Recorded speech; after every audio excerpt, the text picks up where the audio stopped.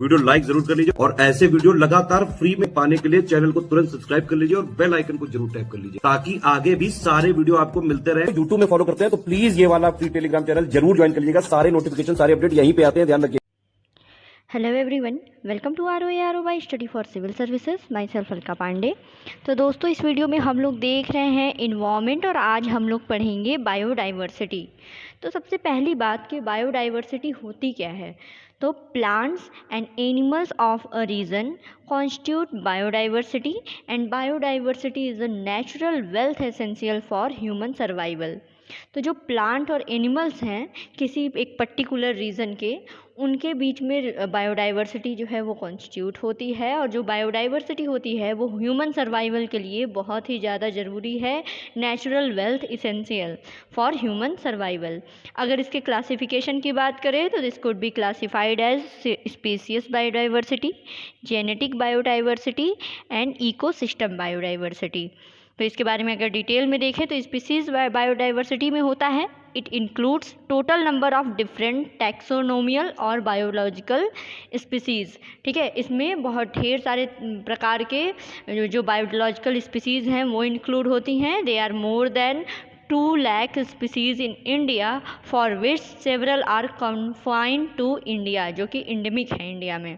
ठीक है, species biodiversity का मतलब क्या होता है कि इसमें जो है वो बहुत ढेर सारे प्रकार की बायोलॉजिकल स्पीसीज़ होती हैं और सिर्फ अगर इंडिया के कंटेक्स्ट में बात करें तो इंडिया में 2 लाख से ज़्यादा जो है वो स्पीसीज़ पाई जाती हैं, जिसमें से काफ़ी ढेर सारी जो है वो इंडिया में ही सिर्फ पाई जाती हैं, इंडिया तक लिमिटेड हैं, इंडेमिक है इंडिया के लिए। ठीक है, जेनेटिक बायोडाइवर्सिटी की अगर बात करें तो इसमें होता है land traces, horticulture varieties, cultivars, ecotypes मतलब related types of differing due to difference in ecological condition within a biological species. ठीक है, तो इसमें ये सारी चीज़ें जो हैं जेनेटिक बायोडाइवर्सिटी के अंडर में आती हैं। इकोसिस्टम बायोडाइवर्सिटी की अगर बात करें तो इसमें होते हैं डिफरेंट टाइप के बायोलॉजिकल जोन्स, जैसे आपका लेक हो गया, डिज़र्ट है, कोस्ट है, एस्चुरीज़ हैं, वेटलैंड है, मैंग्रोव्स हैं, coral reef etcetera.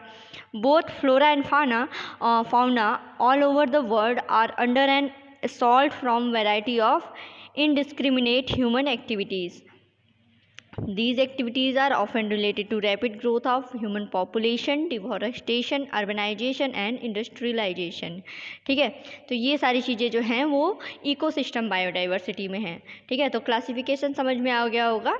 Species biodiversity के अंडर में total number of different biological species होती हैं।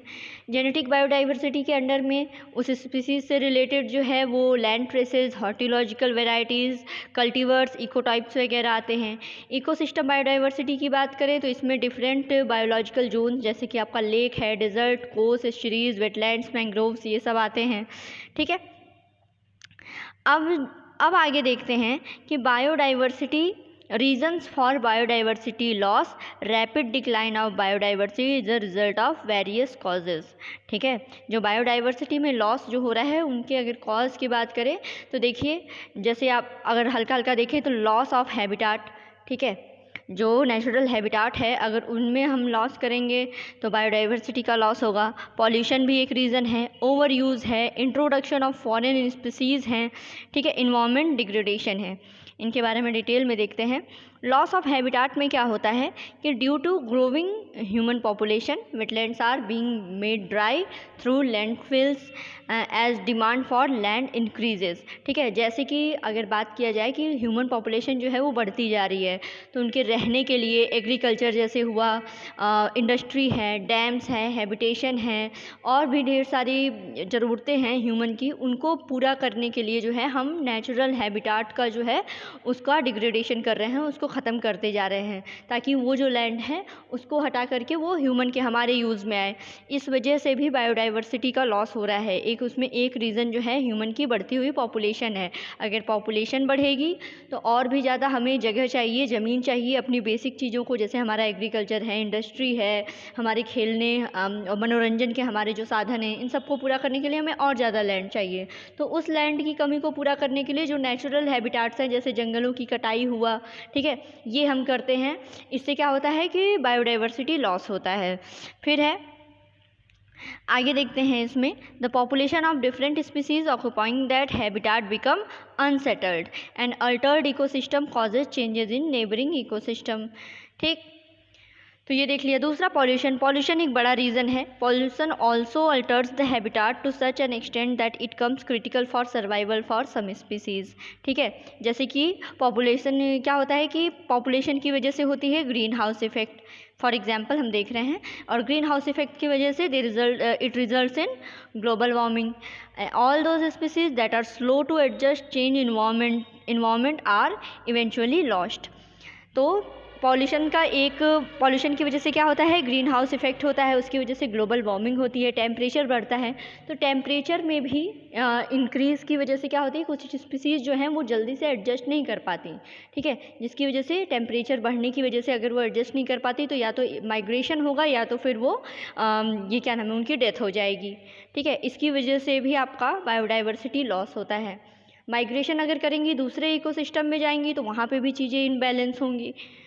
तो आगे बढ़ते हैं, ओवर यूज की बात करें, जैसे वेल्स फॉर ऑयल, जैसे वेल्स का हम यूज़ करते हैं तेल के लिए, फिश का यूज़ करते हैं फूड के लिए, ट्रीज़ का वुड के लिए, लकड़ी के लिए, प्लांट्स का मेडिसिन के लिए, तो are being removed by human at higher rate than they can be replaced. Excessive cutting of trees, over grazing, collection of firewood, hunting for wild animals for skin, for example जैसे tiger का, ये सब क्या होता है, ये gradual loss of species. Over use, जैसे किसी भी चीज़ का ओवर यूज़, जैसे ह्यूमन, हमारी जो नीड है ऑयल है वो हम वेल से लेते हैं, सी फूड हम यूज़ करते हैं, लकड़ियों का यूज़ करते हैं, जंगल की कटाई करते हैं, ट्रीज़ वगैरह, प्लांट्स जो है मेडिसिन के लिए यूज़ करते हैं। इन सारी चीज़ों का जो ओवर यूज़ है, इसकी वजह से भी हम क्या कर रहे हैं, पेड़ों को काट रहे हैं, ओवर ग्रेजिंग हो रही है, फायरवुड का कलेक्शन हाई लेवल पे हो रहा है, हंटिंग ऑफ एनिमल, पोचिंग वगैरह हो रही है, मेडिसिन के लिए प्लांट्स की एक लिमिट से ज़्यादा कटाई हो रही है। तो इसकी वजह से क्या है कि जो स्पीसीज़ का है, स्पीसीज़ का लॉस होते जा रहा है। ठीक है, वो प्लांट हो या तो कोई एनिमल हो, हम अपने यूज़ के लिए उनका जो है काफ़ी ज़्यादा लॉस कर रहे हैं। तो ये भी एक बायोडाइवर्सिटी लॉस का एक कारण है। आगे है introduction of foreign species. Foreign species क्या होता है, with growing volume of international travel, accidental introduction of species into a new और foreign area has become easier.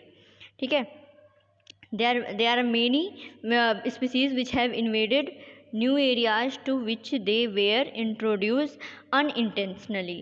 Many of new species introduced into new region thrive at the expense of native species. ठीक है, क्या होता है कि international travel वगैरह की वजह से अनइंटेंशनली एक पर्टिकुलर इकोसिस्टम में दूसरे इकोसिस्टम की दूसरे इकोसिस्टम की एक फॉरेन स्पीसीज़ जो है वो इंट्रोड्यूस हो जाती है। इसकी वजह से जो पहले से प्रेजेंट स्पीसीज़ हैं उनके लिए नुकसान होता है। जैसे फॉर एग्जांपल अगर बात करें इंडिया के कंस्टेंट में, तो हमारे यहाँ है पार्थेनियम, आर्गेमोन, लेंटाना, ये कुछ कॉमन वीड्स हैं of foreign origin in our country. ठीक है, ये एक प्रकार के फॉरेन स्पीसीज़ हैं। ये क्या करती हैं कि पर्टिकुलर एरिया में जो पहले से हमारी जो एंडेमिक स्पीसीज़ या फिर हमारे यहाँ जो पहले से स्पीसीज़ हैं उन पर अटैक करती हैं।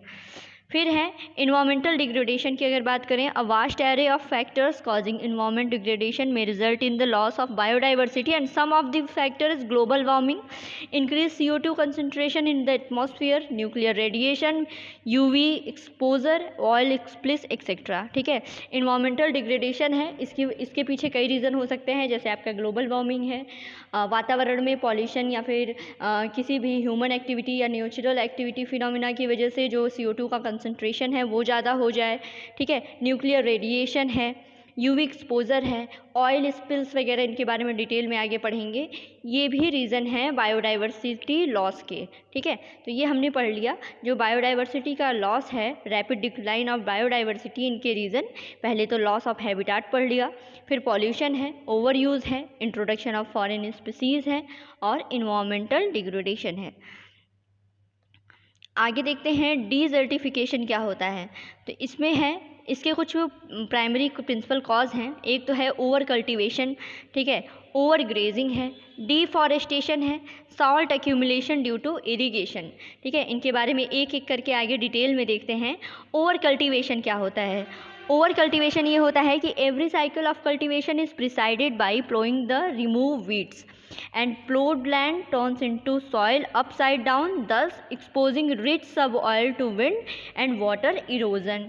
फिर क्या होता है ऐसे, इसमें क्या होता है कि जैसे खेती करने के लिए हम क्या करते हैं कि मिट्टी को उथल पुथल करते हैं। इससे क्या होती है कि नीचे की जो रिच सब ऑयल होती है वो ऊपर आती है, उसमें हम अपनी खेती करते हैं, हमें फसल मिलती है, लेकिन उसके बाद वो रिच सब ऑयल जो है वो वाटर के कांटेक्ट में आने की वजह से उसमें वाटर का इवोपरेशन हो जाता है।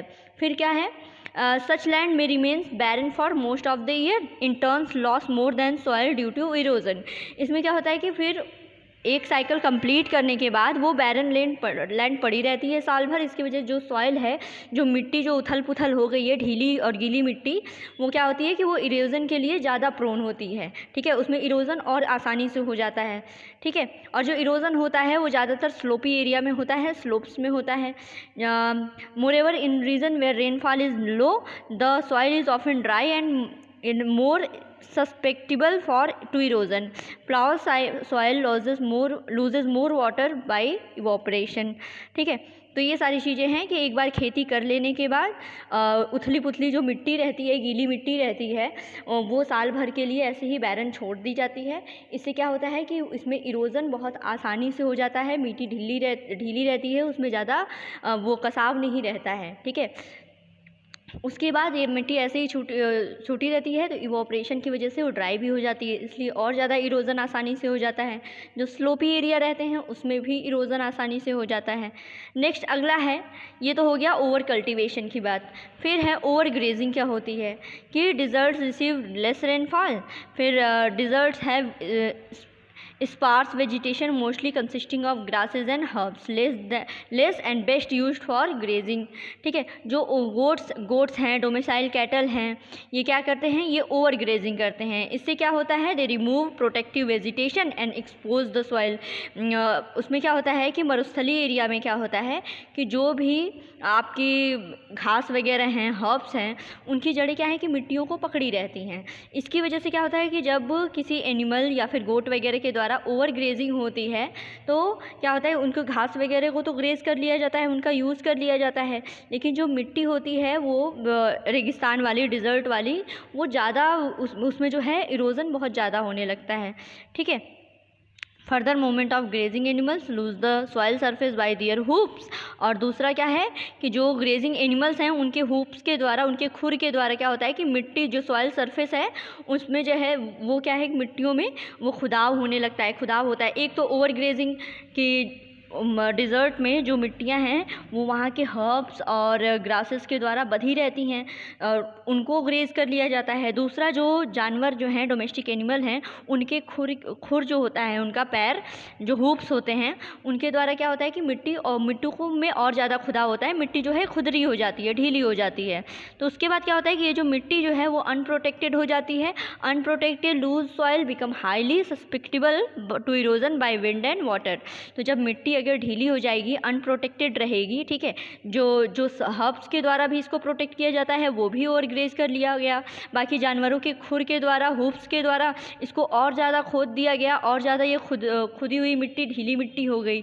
तो क्या होता है कि जो मिट्टी जो है bye wind and by water, इसका इरोजन आसानी से हो जाता है। अगला है डिफॉरेस्टेशन। डिफॉरेस्टेशन का मतलब सबको पता है। डिफॉरेस्टेशन में है कि forest and vegetation prevents soil erosion and hold water in soil. Plant roots absorb and recycle nutrients release from decaying organic matter. And forests are often cleared to agriculture, timber, construction wood, firewood, raw material for paper, etc. All this need barrenness of land and leading to desertification. ठीक है, तो deforestation का मतलब ये होता है। आगे है साल्टिंग ड्यू टू इरिगेशन। तो ये क्या कॉन्सेप्ट है? साल्टिंग क्या है कि we demand more land for agriculture crops and grown in areas that have little access to natural water bodies. क्या है कि हमारे जैसे पॉपुलेशन, ह्यूमन पॉपुलेशन बढ़ रही है, इसकी वजह से क्या होगा कि हमारी ज़रूरतें, हमारी नीड भी बढ़ेंगी। इसलिए क्या होगा कि हमारा जो एग्रीकल्चर है, हमें फसलों की, अनाज की, इन सब की ज़्यादा ज़रूरत पड़ेगी, तो हम एग्रीकल्चर भी ज़्यादा करेंगे। तो ऐसे में क्या होता है कि हम ऐसी जगह एग्रीकल्चर प्रैक्टिस करते हैं, प्रैक्टिस कर रहे हैं जहाँ पे जो नेचुरल वाटर बॉडीज़ हैं, इनके वो उतना पर्याप्त मात्रा में नहीं है। कई कई जगह ऐसी हैं कि आराम से आपको पानी उपलब्ध है, ठीक है, आपके लिए पानी है, डैम के द्वारा, नहर है, नदियाँ हैं, तालाब हैं, आपको आराम से पानी मिल जाता है। लेकिन कई कई जगह ऐसी हैं कि जहाँ पे उतना एक्सेस है नहीं नेचुरल वाटर बॉडीज़ के लिए। तो यहाँ पे क्या होता है कि the water is supplied to these growing areas by artificial means, ठीक है, टू इम्प्रूव इरिगेशन मेथड्स। तो यहाँ पे इरिगेशन को और अच्छा करने के लिए आर्टिफिशियल तरीके से हम खेती तो कर रहे हैं, लेकिन वहाँ पे नेचुरल वाटर बॉडीज़ नहीं है, तो क्या होगा, आर्टिफिशियल तरीके से पानी लाना पड़ेगा। एंड जो पानी जो है आता है आर्टिफिशियल तरीके से, उसमें क्या होता है कि सॉल्ट, नमक मिला होता है, ठीक है। फिर even the best quality of irrigation water contains 200 to 500 ppm of salts. Water use for irrigation lost from agriculture field through evaporation and transpiration by crop plant. तो इसमें क्या होता है कि जो पानी हम यूज़ करते हैं आर्टिफिशियल तरीके से जो आया रहता है, उसमें सॉल्ट होता है। तो जब उसको हम खेती के लिए यूज़ करते हैं, तो क्या होता है कि जब इवोपरेशन होता है, ट्रांसपायरेशन बाय क्रॉप प्लांट होता है, तो पानी तो एब्जॉर्ब कर लिया जाता है, लेकिन नमक बचा रहता है। जो सॉल्ट रहता है वाटर का, वो नमक बचा रहता है। तो वो क्या रहता है, वो जो नमक रहता है, सॉल्ट, वो मिट्टी में मिल जाता है। इसकी वजह से क्या होता है, जो मिट्टी रहती है वो मोर सॉल्टी, ठीक है, उसमें जो सैलिनिटी है, सॉल्टीनेस है, वो ज़्यादा हो जाती है। And saline accumulation of excessive soil prevents retards plant growth. तो जब एक लेवल के बाद जब सॉइल जो है उसका कंसंट्रेशन मिट्टी में बढ़ेगा, तो जो प्लांट ग्रोथ है वो अच्छे से नहीं होगी, ठीक है। तो ये रीज़न है accumulation of excessive salt in soil और salinization make soil unfit for agriculture. तो धीरे धीरे क्या होता है कि मिट्टी की जो है सैलिनिटी बढ़ती जाती है, आर्टिफिशियल तरीके से पानी आता है, उसमें नमक मिला होता है, पानी जो वाटर जो रहता है वो इवॉपरेट हो जाता है, नमक जो है वो मिट्टी में धीरे धीरे धीरे धीरे जो उसकी प्रोडक्टिविटी है मिट्टी की, उसको डिग्रेड कर देता है, ठीक है। तो इसकी वजह से भी ये हमने देखा है, ठीक है। तो ये हमने कंप्लीट कर लिया कि principal cause to promote desertification, ठीक है। ओवर कल्टीवेशन भी देख लिया, ओवर ग्रेजिंग क्या होता है समझ में आ गया, डिफॉरेस्टेशन भी समझ में आ गया, और salt accumulation due to irrigation भी समझ में आ गया, ठीक है। तो ऐसे ही इंपॉर्टेंट वीडियोज़ के लिए हमारे चैनल को सब्सक्राइब कीजिए। Thank you so much.